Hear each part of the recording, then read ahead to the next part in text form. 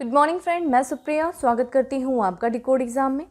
Friend, आज daily current affairs की class में हम डिस्कस करेंगे 10 जनवरी से रिलेटेड जितने भी न्यूज़ हैं, जितने भी इवेंट्स हैं जो हमारे एग्जाम के लिए इंपॉर्टेंट हैं, हम उन्हें एक एक करके यहाँ पे डिस्कस करेंगे। तो आइए फ्रेंड स्टार्ट करते हैं आज की क्लास। और आज की क्लास स्टार्ट करने से पहले हम कल के पूछे गए प्रश्नों के उत्तर को देख लेते हैं। कल मैंने आपसे प्रश्न पूछा था कि अंतिम शिक्षा नीति जो है वो कब बनाई गई थी, तो इसका करेक्ट आंसर था 1986 में जो है वो अंतिम शिक्षा नीति को बनाया गया था, जिसमें 1992 में क्या किया गया था, अमेंडमेंट किया गया था, संशोधन किया गया था। और जो वर्तमान की शिक्षा नीति है उसको एक अंतरिक्ष वैज्ञानिक है जिनका नाम है के कस्तूरी रंगन की अध्यक्षता में वर्तमान की नेशनल एजुकेशन पॉलिसी 2020 जो है इनकी अध्यक्षता वाली समिति की रिपोर्ट पर ये जो है नेशनल एजुकेशन पॉलिसी 2020 जो है वो आधारित है। और इस नेशनल एजुकेशन पॉलिसी 2020 के तहत सरकार के द्वारा कुछ लक्ष्य रखा गया। वो लक्ष्य क्या है कि वर्ष 2030 तक, ठीक है, ग्रॉस इनरोलमेंट रेशियो को कितना बढ़ाना, 100% बढ़ाना। तो ये चीज़ बहुत इंपॉर्टेंट है, ध्यान रखिएगा कि सकल नामांकन अनुपात को वर्ष 2030 तक 100% लाने का लक्ष्य रखा गया है नेशनल एजुकेशन पॉलिसी 2020 के तहत। ठीक है, अब आते हैं हम आज के प्रश्नों पे। सबसे पहला प्रश्न है कि निम्नलिखित में से किस शहर में भारत के पहले ओपन रॉक संग्रहालय का उद्घाटन किया गया है? तो बताइए कहाँ पे किया गया है ओपन रॉक म्यूजियम का उद्घाटन? मुंबई में किया गया है, अहमदाबाद में, चेन्नई में या फिर हैदराबाद में?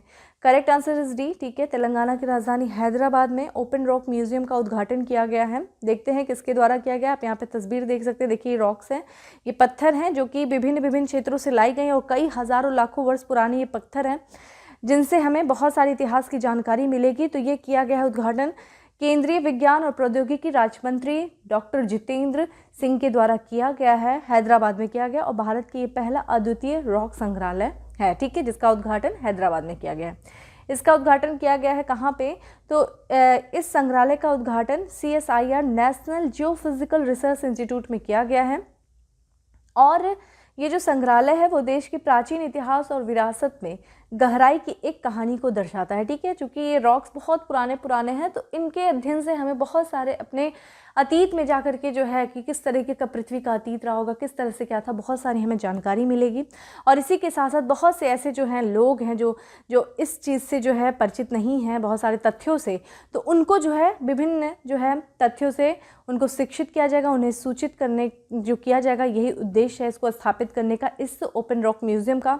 ये जो रॉक्स हैं वो भारत के कई जो है विभिन्न हिस्सों से, लगभग 35 हिस्सों से लाई गई हैं। ठीक है, ये भारत के विभिन्न हिस्सों से लगभग 35 विभिन्न प्रकार के चट्टानों को यहाँ पे लाया गया है, रखा गया है। और ये चट्टानें जो है पृथ्वी के सबसे गहरे हिस्सों का प्रतिनिधित्व करती हैं, ये चीज़ ध्यान रखिएगा। और इन चट्टानों की उम्र देखा जाए तो पृथ्वी के इतिहास से लगभग 3.3 मिलियन वर्ष से लेकर के 55 बिलियन वर्ष से लेकर के 55 मिलियन वर्ष तक है। ठीक है, तो लगभग 3.5 अरब वर्ष तक के जो है इन चट्टानों का अनुमानित जो है आयु माना जा रहा है। और ये जो चट्टानें आई हैं जो कि कहाँ से, उड़ीसा से, उत्तराखंड से, तमिलनाडु से, जम्मू कश्मीर से, झारखंड से और भी अन्य जगहों से इन चट्टानों को प्राप्त किया गया है। ठीक है, तो ध्यान रखिएगा कहाँ पे है ये, क्या है, हैदराबाद में। ठीक है, ओपन रॉक म्यूजियम का उद्घाटन किया गया है, हैदराबाद में किया गया। कहाँ पे किया गया ये चीज़ ध्यान रखिएगा, CSIR national geophysical research institute में किया गया है। अगले प्रश्न में चलते हैं कि ऑन टाइम परफॉर्मेंस के लिए शीर्ष 10 वैश्विक सूची में शामिल होने वाला एकमात्र भारतीय हवाई अड्डा कौन सा है? इंदिरा गांधी हवाई अड्डा, चेन्नई हवाई अड्डा, चौधरी चरण सिंह हवाई अड्डा या फिर राजीव गांधी हवाई अड्डा? Correct answer is B. ठीक है, चेन्नई हवाई अड्डा जो है वो एकमात्र भारतीय हवाई अड्डा है जो समय पर प्रदर्शन के लिए वैश्विक शीर्ष 10 सूची में शामिल किया गया है। तो ये किया गया एविएशन एनालिटिक्स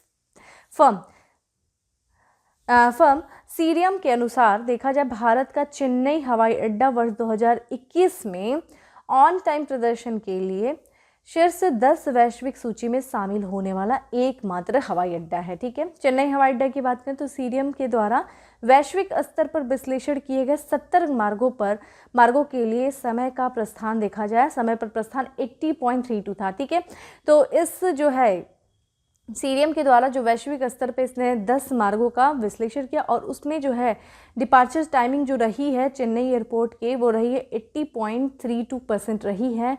और इस आधार पे ये जो है 10 वैश्विक सूची में जो है 10 वैश्विक से सूची में शामिल होने वाला एकमात्र जो है भारत का हवाई अड्डा है। कौन सा? चेन्नई हवाई अड्डा, जो कि जो समय पर प्रदर्शन के लिए है। और यहाँ पे देखा जाए ये 8वें नंबर पे रहा है।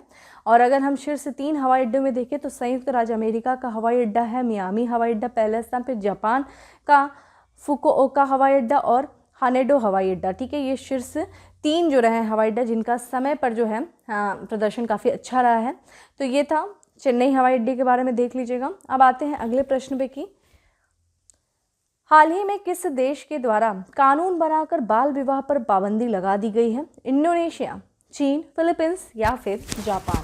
Correct answer is C. ठीक है, फिलीपींस के सरकार के द्वारा एक कानून बनाया गया और उस कानून के तहत वहाँ पे बाल विवाह को पाबंदी लगा दी गई है। तो फिलीपींस की सरकार के द्वारा एक कानून बना करके काफ़ी जो है बाल विवाह पर पाबंदी लगा दी गई। बहुत अच्छा ये स्टेप है। और ये जो कानून बनाया गया है फिलीपींस के सरकार के द्वारा वो 6 जनवरी 2022 से वो प्रभावी हो गया है, लागू हो चुका है। और अब वहाँ पे जो है जो भी कोई जो पेरेंट्स होंगे अगर उन्होंने अपनी बेटी की यानी कि अपनी लड़की की 18 साल से उम्र से पहले शादी कर दी, ठीक है, 18 साल से कम उम्र में उसकी शादी कर दी, तो माँ बाप को जो है 12 साल तक की सज़ा होगी, जेल उनको हो सकता है। राज्य जो है ऐसी जो प्रथा समाज में प्रचलित है उसको ख़त्म करने के लिए देखा जाए तत्पर है। और इसके तहत राज्य जो है बाल विवाह को ऐसी प्रथा के रूप में मानता है जो बाल शोषण का गठन करती है, बिल्कुल। और यह जो है बच्चों के आवश्यक मूल्य जैसे कि उनके एक तरीके से मानसिक विकास, उनका शारीरिक विकास, इन सब के लिए जो है वो काफ़ी ज़्यादा बाल विवाह क्या होता है, एक नकारात्मक प्रभाव होता है उनके शारीरिक विकास पे, उनके मानसिक विकास पे, और इसी तरह उनकी गरिमा को भी कम करता है और उनको अपमानित भी करता है। ठीक है, अगर हम फिलीपींस की बात करें तो वहाँ पर जो रेशियो है शादी का 18 साल से कम उम्र की लड़कियों का, तो हर 6 में से, ठीक है, हर 6 में से एक लड़की की जो है वो शादी हो जाती है 18 साल से कम उम्र पे। और अगर हम यूनिसेफ की बात करें यानी कि United nation international children fund emergency fund यानी कि संयुक्त राष्ट्र बाल कोष के आंकड़ों के अनुसार देखा जाए तो नाबालिग लड़कियों की शादी के मामले में जो फिलीपींस का स्थान है दुनिया में वो 12वां स्थान है। ठीक है, तो काफ़ी ज़्यादा यहाँ पे बाल विवाह होता है। लेकिन जिस तरीके का स्टेप उठाया गया फिलीपींस की सरकार के द्वारा कानून बना करके, होप सो काफ़ी अच्छा रहे, काफ़ी सफल रहे ये कानून। ठीक है, तो ऐसा किया गया है फिलीपींस की सरकार के द्वारा। आगे देखते हैं कि वैश्विक क्रिप्टो सुपर ऐप क्रिप्टोवायर ने भारत का कौन सा क्रिप्टो करेंसी IC15 वैश्विक सूचकांक जारी किया है? पहला, दूसरा, तीसरा या फिर चौथा।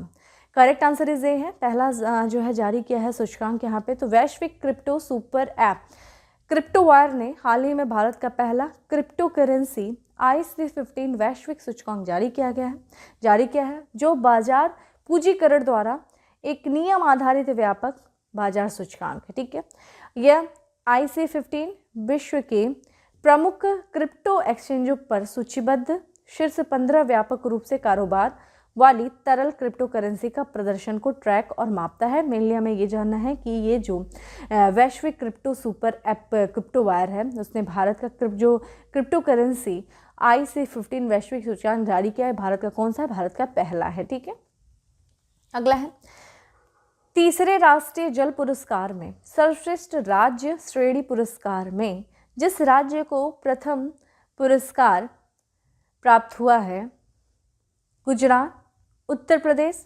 राजस्थान या फिर मध्य प्रदेश। करेक्ट आंसर है बी, उत्तर प्रदेश को जो है प्रथम श्रेणी पुरस्कार प्राप्त हुआ है तीसरे राष्ट्रीय जल पुरस्कार में।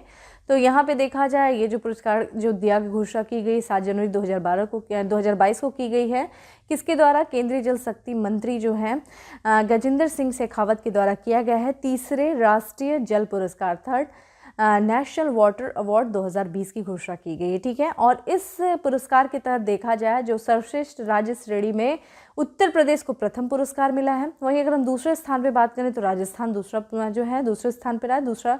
और वहीं पे तृतीय देखा जाए तो तृतीय पुरस्कार जो दिया गया है वो तमिलनाडु को दिया गया है। ठीक है, तो ये जो पुरस्कार का उद्देश्य क्या है, जो नेशनल वाटर जो अवार्ड दिया जा रहा है, इस पुरस्कार का उद्देश्य जो दिया है कि जो सरकार है, सरकार किसके लिए प्रतिबद्ध है? सरकार जो है जल समृद्ध भारत के दृष्टिकोण को प्राप्त करने के लिए प्रतिबद्ध है। और इसके लिए जो देश भर में जो राज्य हैं, जो व्यक्ति हैं, जो जिले हैं, उनके द्वारा जो कार्य किया जा रहा है, जो अनुकरणीय कार्य किया जा रहा है, उनके द्वारा जो प्रयास किया जा रहा है, किस चीज़ के लिए?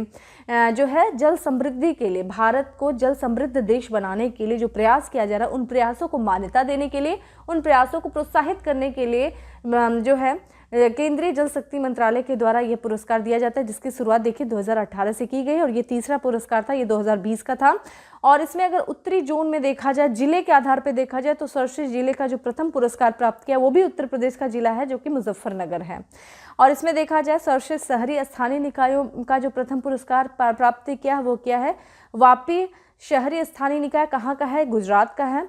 और स्कूलों के आधार पर देखा जाए जो प्रयास किया गया है, तो सर्वश्रेष्ठ स्कूल का जो प्रथम पुरस्कार प्राप्त किया है वो कावेरीपट्टनम तमिलनाडु का स्कूल है, जिसका नाम है राजकीय कन्या उच्च माध्यमिक स्कूल है। ठीक है, अगर हम इंडस्ट्री लेवल पे देखें तो सर्वश्रेष्ठ उद्योग का जो प्रथम पुरस्कार प्राप्त किया है वो है वेलस्पून इंडिया टेक्सटाइल लिमिटेड, गुजरात को मिला है। ठीक है, तो ये चीज़ ध्यान रखिएगा। इस पुरस्कार जो पहला राष्ट्रीय जल पुरस्कार दिया गया था जल शक्ति मंत्रालय के द्वारा 2018 में दिया गया था।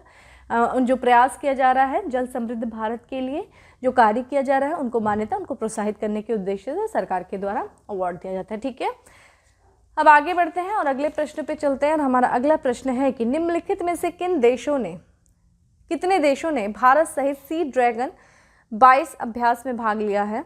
4, 6, 5, 8। Correct answer is B. ठीक है,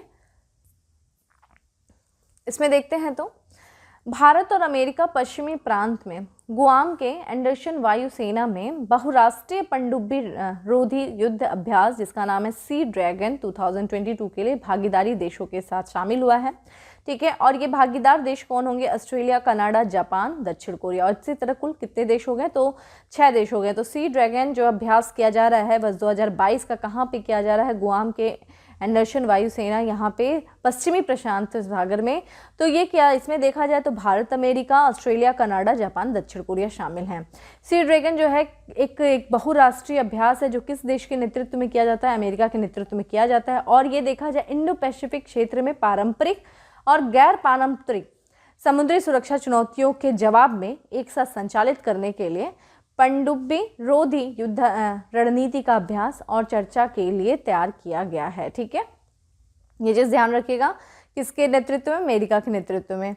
अगला है हमारा, हाल ही में किस देश ने लोगों की ऑनलाइन जासूसी मामले में फेसबुक, गूगल कंपनियों पर 1768 करोड़ रुपए का जुर्माना लगाया है?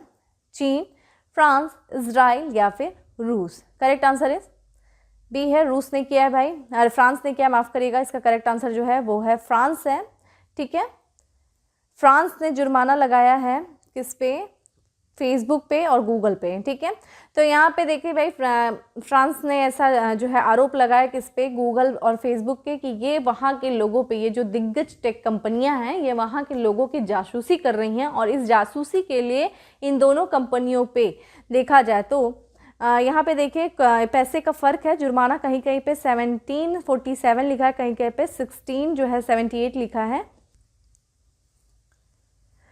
ठीक है, यहाँ पे जो होगा 1768 होगा। ठीक है, ध्यान रखिएगा, इसको करेक्ट कर लीजिए। तो 1768 करोड़ रुपए का जुर्माना लगा है, जो कि कितना 21 करोड़ यूरो का जुर्माना लगाया है फ्रांस ने फेसबुक और गूगल पे। और इन दोनों कंपनियों ने, माना जा रहा है कि फ्रांस में कुकीज़ ट्रैक करने का आरोप जो है ये लगाया गया है गूगल और फेसबुक पे। और फ्रांस की जो वाजडा कमीशन है CNIL, उसकी तरफ से गूगल पे देखा जाए तो यहाँ पे ध्यान रखिएगा 1263 करोड़ रुपए का, और फेसबुक पे देखा जाए तो 504 करोड़ रुपए का जुर्माना का लगाने का योजना बनाया गया। और नियामक ने यह भी कहा है कि अगर ये जुर्माना इन्होंने नहीं दिया 3 महीने के अंदर, तो 3 महीने के भीतर अगर हमारे बात का पालन नहीं किया गया तो उसके बाद देखा जाए प्रतिदिन 1 लाख यूरो के रूप में अतिरिक्त जुर्माना इन दोनों कंपनियों को चुकाना पड़ेगा। ठीक है, तो जासूसी के मामले में फ्रांस ने जुर्माना लगाया है। ठीक है, फेसबुक पे और किस पे? गूगल पे लगाया है। ठीक है, तो ये चीज़ ध्यान रखिएगा।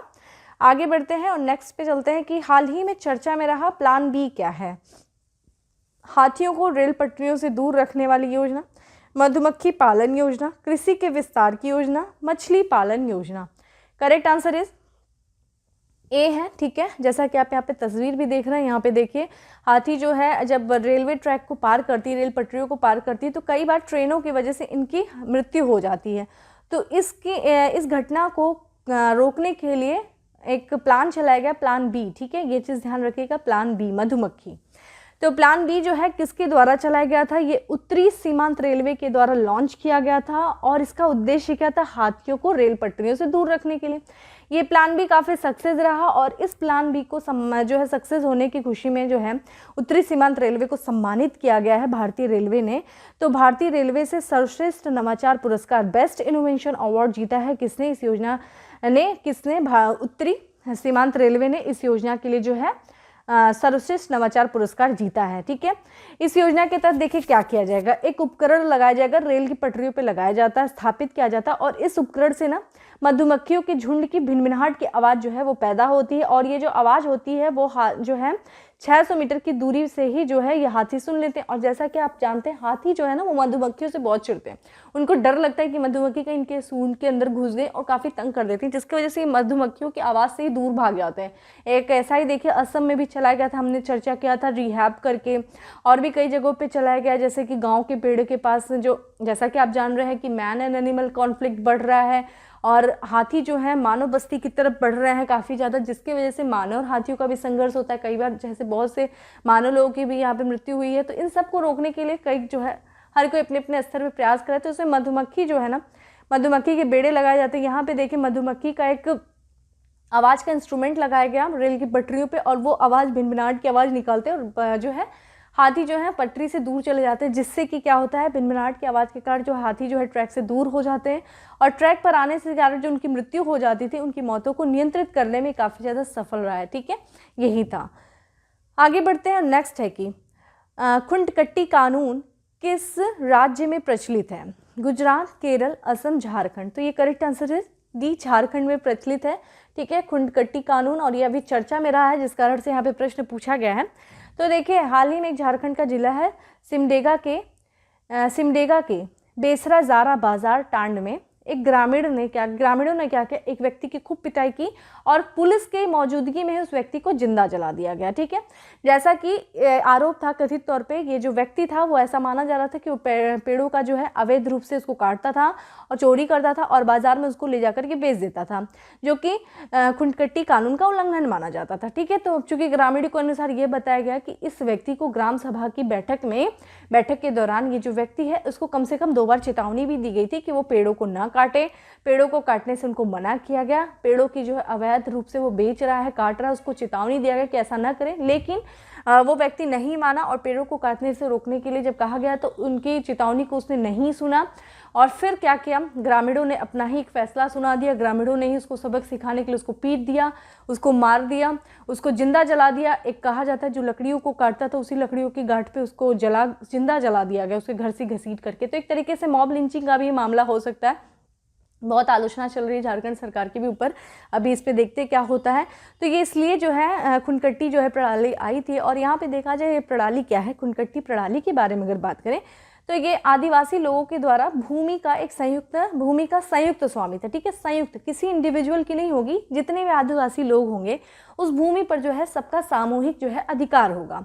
इस प्रणाली के तहत देखा जाए तो मुंडा आदिवासी आमतौर पे, ठीक है, जंगलों को साफ करते हैं और भूमि को खेती के लिए उपयुक्त बनाते। ठीक है, जैसा कि आप जानते हैं ठीक है, जैसा कि झूम कृषि की तरह होता है, झूम कृषि के बारे में भी आप लोग सुनेंगे, जंगलों को साफ कर दिया जा रहा है, फिर उस जंगलों पे क्या क्या कृषि की जाती है, जब यहाँ की जो भूमि जो है बंजर हो जाती है फिर दूसरी तरफ आगे बढ़ते हैं, फिर वहाँ के जंगलों को साफ करते हैं, कुछ झूम कृषि जैसा ये भी होता है, ये खुंटकट्टी प्रणाली भी। खेतियों की जो भूमि होती है उस भूमि पर पूरे कबीले का स्वामित्व होता है, किसी एक व्यक्ति का विशेष अधिकार नहीं होता है। ठीक है, तो यही था, इसलिए चर्चा में रहा है ये कानून, ठीक है, जो कि उनके आदिवासियों का है। देखिए एक प्रश्न बताइए मुझे, बिरसा मुंडा जो आंदोलन चला था, ठीक है, बिरसा मुंडा आंदोलन जो है वो किस वर्ष चलाया गया था। ठीक है, इसके बारे में थोड़ा सा मुझे हल्का सा बताइए कमेंट बॉक्स में। अब आते हैं अपने अंतिम प्रश्न में। तो भारत और किस देश के बीच सीमा शुल्क मामलों में सहयोग और पारस्परिक सहायता पर एक समझौते पर हस्ताक्षर हुआ है? रूस, Spain, France, Germany. Correct answer है बी, स्पेन के बीच में हुआ है। ठीक है, स्पेन के बीच में हुआ है। जैसा कि आप यहाँ पे देख रहे हैं, तो हाल ही में जो केंद्रीय मंत्रिमंडल ने ये जो दोनों देशों के बीच में समझौता था उसको मंजूरी दे दिया, और ये समझौता क्या था, सीमा शुल्क मामलों में एक दूसरे देशों को सहयोग करना और एक दूसरे की पारस्परिक सहायता करना। ठीक है, सीमा शुल्क के मामले में, और उसको केंद्रीय मंत्रिमंडल के द्वारा इस समझौते को मंजूरी दे दिया गया। इस समझौते के तहत देखा जाए तो सीमा शुल्क संबंधी अपराधों की रोकथाम और जांच और शुल्क अपराधियों को पकड़ने के लिए जो उपलब्ध विश्वसनीय, त्वरित और लागत प्रभावी जानकारी और खुफिया जानकारी उपलब्ध कराने में ये दोनों देश जो हैं एक दूसरे की मदद करेंगे। और ये समझौते के तहत देखा जाए तो दोनों देश के बीच में शुल्क अधिकारियों के बीच सूचना साझा करने के लिए कानूनी ढांचा प्रदान करेगा ये समझौता। और इसी के साथ साथ सीमा शुल्क अपराधों की पहचान और जांच और वैध व्यापार की सुविधा प्रदान करने में ये समझौता सहायता करेगा। ठीक है, तो ये चीज़ ध्यान रखिएगा। किसके किसके बीच में, किस देश के बीच में? स्पेन। चूंकि मैं स्पेन की बात करें तो आइए थोड़ा स्पेन का मैप देख लेते हैं। ये देखिए, स्पेन जो है ये यूरोप का एक कंट्री और ये है आपके सामने यूरोप का मैप, जिसमें हमें ये स्पेन यहाँ पे दिख रहा है। ठीक है, फ्रांस के देखा जाए तो दक्षिण पश्चिम में। ठीक है, यहाँ पे देखिए स्पेन है, स्पेन जिसकी राजधानी क्या है? मैड्रिड है। और ये देखिए स्पेन की भौगोलिक स्थिति, जिसमें हम यहाँ पे उत्तर पूर्व में देखें तो फ्रांस है, यहाँ के पश्चिम में देखें तो पुर्तगाल है। ठीक है, अगर हम इसकी देखें सामुद्रिक सीमा देखें तो यहाँ पे देखिए बे ऑफ बिस्केक है जो कि अटलांटिक ओशन में है। और यहाँ पे देखिए अटलांटिक ओशन और मेडिटेरियन ओशन जो है सी से इसका जो है ये अपनी समुद्री सीमा को साझा कर रहा है। ठीक है, स्पेन यहाँ पे देखिए फ्रेंड एक जिब्राल्टर है जो कि किसका प्रायद्वीप है, जिसकी किसका भाग है? ये जिब्राल्टर जो कि यूके का यहाँ पे शासन है। ठीक है, यूनाइटेड किंगडम का। और यहाँ पे एक स्ट्रेट है, ये स्ट्रेट देखा जाए स्पेन को जो है वो मोरक्को से क्या करता है? अलग करता है। और यहाँ पे अटलांटिक ओशन को मेडिटेरेनियन सी से क्या करता है? जोड़ता है। ठीक है, तो ये भी ध्यान रखिएगा जिब्राल्टर जो स्ट्रेट है वो किन देशों के बीच में है? तो स्पेन और मोरक्को। ठीक है, मोरक्को जो कि अफ्रीका नेशन है। ठीक है, ये देखिए मैड्रिड है, इसका कैपिटल। यहाँ पे देखिए बार्सिलोना है, बार्सिलोना बेहद खूबसूरत शहर है स्पेन का। और ये देखा जाए फुटबॉल क्लब के लिए बहुत ज़्यादा फेमस है। ठीक है, तो स्पेन का एक प्रांत है जिसका नाम है कैटेलोनिया। कैटेलोनिया प्रांत में ही बार्सिलोना जो है वो स्थित है। और ध्यान रखिएगा कैटेलोनिया में अभी बहुत सारा आंदोलन भी चल रहा था, बहुत ये क्षेत्र आर्थिक रूप से बहुत ज़्यादा मजबूत है स्पेन का, काफ़ी ज़्यादा यहाँ पे मतलब स्पेन से अलग होने की मांग चल रही थी, तो कैटेलोनिया में बहुत ज़्यादा चर्चा में था। ठीक है, तो ये था हमारा स्पेन का मैप। अब हम आ जाते हैं अपने आज फैक्ट्स ऑफ द डे पे। सबसे पहला फैक्ट्स है कि वेस्ट इंडीज़ क्रिकेट टीम का नया चयनकर्ता बनाया गया है। किसे? डेसमंड हेंस को जो है वेस्ट इंडीज़ क्रिकेट टीम का नया चयनकर्ता बनाया गया है। अगला है हमारा चुनाव आयोग ने फिल्म अभिनेता को ब्रांड एम्बेसडर नियुक्त किया है। तो किस फिल्म अभिनेता को चुनाव आयोग ने ब्रांड एम्बेसडर नियुक्त किया है? सोनू सूद को किया है। ठीक है, आईसीआईसीआई के नए एग्जीक्यूटिव डायरेक्टर नियुक्त किए गए हैं। कौन से किए गए? किनको किया गया? अनूप बगाची को जो है आईसीआईसी बैंक का एग्जीक्यूटिव डायरेक्टर जो है नियुक्त किया गया है। अगला है 10 जनवरी से 16 जनवरी 2022 तक स्टार्टअप इंडिया इनोवेशन सप्ताह का आयोजन किया जाएगा। किस विभाग के द्वारा? उद्योग और आंतरिक व्यापार संवर्धन विभाग के द्वारा 10 जनवरी से लेकर के 16 जनवरी के बीच में स्टार्टअप इंडिया इनोवेशन सप्ताह का आयोजन किया जाएगा। विदेश मंत्रालय ने पासपोर्ट सेवा कार्यक्रम के दूसरे चरण को लागू करने के लिए किसका चयन किया है? टाटा कंसल्टेंसी सर्विसेज टीसीएस का चयन किया है। किसके लिए? दूसरे चरण को लागू करने के लिए। किसके दूसरे चरण को? पासपोर्ट सेवा कार्यक्रम को। ठीक है, अगला है हमारा लाहौर हाईकोर्ट की जज जो पाकिस्तान सुप्रीम कोर्ट की पहली महिला जज होने वाली हैं, उनका नाम है आयशा मलिक। इनकी आप तस्वीर देख सकते हैं। तो आयशा मलिक जो है वो पाकिस्तान सुप्रीम कोर्ट की पहली जज होने वाली हैं, आयशा मलिक। अगला है पेट्रोलियम निर्यातक देशों के संगठन organization of petroleum exporting countries OPEC ने अपना महासचिव नियुक्त किया है। किसे? हैथम अलघीस। इनकी तस्वीर आप देख सकते हैं। हैथम अलघीस जो है ये ओपेक के महासचिव नियुक्त किए गए हैं। नए पुस्तक है जिसका नाम है गांधी के हत्यारे the making of Nathuram Godse and his idea of India. इसके लेखक कौन है? इसके लेखक है धीरेन्द्र के झा। ठीक है, अगला है हमारा पीएम मोदी की पंजाब यात्रा के दौरान सुरक्षा चूक की जांच के लिए एक समिति का गठन किया गया और उस समिति की अध्यक्षता कौन कर रहे हैं? सुधीर कुमार सक्सेना। ठीक है, तो सुधीर कुमार सक्सेना की अध्यक्षता में एक समिति गठित की गई है जो जांच करेगी जो पंजाब दौरे के दौरान पीएम के पंजाब दौरे के दौरान जो सुरक्षा में चूक हुई उसकी जांच करेगी। और अंतिम है कि पहला खिलौना निर्माण कोप्पल टॉय क्लस्टर बनाए जाने की घोषणा की गई है जो कि मार्च 2022 में चालू किया जाएगा। कहाँ पे बनेगा? कर्नाटक में। ठीक है, तो इस तरीके से था हमारा आज का फैक्ट्स। अब हम आते हैं अपने उत्तर प्रदेश स्पेशल पे, जिसमें सबसे पहला उत्तर प्रदेश स्पेशल है कि कि मैनपुरी सैनिक स्कूल का नाम पहले chief defence of staff general Bipin Rawat पर रखने की घोषणा की गई, किसके द्वारा? उत्तर प्रदेश सरकार के द्वारा। ठीक है, तो उत्तर प्रदेश सरकार ने मैनपुरी स्कूल का नाम जो है शहीद जनरल बिपिन रावत के नाम पर रखने की घोषणा किया है। वाराणसी में आयोजित all India federation cup carrom tournament 2021 में महिला वर्ग का खिताब जीता, किसने जीता है? रश्मि कुमारी ने जीता है। अगला है, दुनिया का सबसे उन्नत किस्म का कृत्रिम हृदय तैयार किया गया है, क्या जाएगा? IIT कानपुर के वैज्ञानिकों के द्वारा। ठीक है, 100 वर्ष से अधिक के वृक्षों को विरासत वृक्ष घोषित किए जाने का फैसला लिया है, किसने लिया है? उत्तर प्रदेश सरकार ने लिया। ये सब हम लोगों ने पहले भी चर्चा की थी। ठीक है, अगला है हमारा कि प्रधानमंत्री जन धन योजना के तहत खाता खोले जाने में सबसे ऊपर राज्य रहा है, कौन सा? उत्तर प्रदेश रहा है। ठीक है, तो उत्तर प्रदेश राज्य जो है प्रधानमंत्री जन धन योजना के तहत खाता खोलने में सबसे ज़्यादा आगे रहा है। ठीक है, तो इस तरीके से था आज का हमारा करंट अफेयर्स, जिसमें हम लोगों ने लगभग ऑलमोस्ट सारी चीज़ें देखी और हमने एक ही आज आपसे प्रश्न पूछा, क्योंकि आप लोग मुझे आंसर कर नहीं रहे हैं। मैं बिल्कुल भी सेटिस्फाइड नहीं हूँ आप लोग के सब बिल्कुल आंसर से, बहुत कम लोग आंसर कर रहे हैं, इसलिए मैंने एक ही प्रश्न पूछा है कि आप मुझे बताइए, ठीक है, कि बिरसा मुंडा जो आंदोलन था वो किस वर्ष चला था। जब आप मुझे ज़्यादा आंसर करोगे, ज़्यादा मुझे रिस्पॉन्स मिलेगा, तभी मैं आपसे क्वेश्चन पूछूंगी। ठीक है, तो मुझे ज़्यादा आंसर करिए, ज़्यादा वीडियो को शेयर करिए, ठीक है, जिससे मुझे भी मोटिवेशन मिले। ठीक है, मुझे उतना सपोर्ट नहीं मिल रहा है, मैं बिल्कुल डिसअपॉइंट हूँ आप लोग के इस तरह से। बाकी आप लोग की मर्जी।